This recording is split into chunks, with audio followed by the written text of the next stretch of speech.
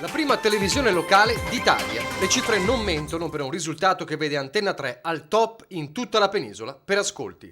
Un traguardo straordinario raggiunto con l'impegno senza sosta di una squadra compatta che in questi 2 mesi di emergenza coronavirus ha garantito un'informazione capillare, concreta, sul territorio e per il territorio. Aprile 2020, nella fascia 12.30-13.30, i dati Auditel, sia per ascolto medio che per contatti giornalieri, oltre 500.000, mostrano la nostra emittente non solo al primo posto tra le TV locali, ma al quarto posto assoluto davanti a realtà come Italia 1, Rai 3, La 7 e Rete 4. Nell'intera giornata ancora numeri record con oltre 1,5 milioni di contatti giornalieri.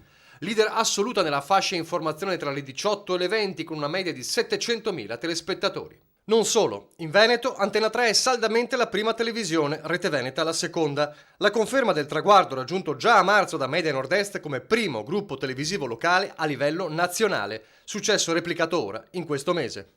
È un grazie a voi telespettatori per il legame che ci lega così a fondo. D'altronde la nostra parola d'ordine è stata, è e sarà sempre stare al vostro fianco per dare una risposta alle domande, alle esigenze, alle inquietudini, ai disagi.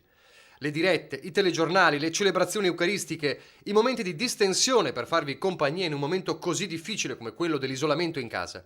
Una rivoluzione anche per noi, giornalisti e tecnici, di pari passo con l'emergenza. Ed ora che il lockdown si allenta e la fase 2 è una realtà, sarà ancora più importante tenervi aggiornati sulla situazione, l'evoluzione di un momento storico che il Veneto e l'Italia non hanno mai affrontato.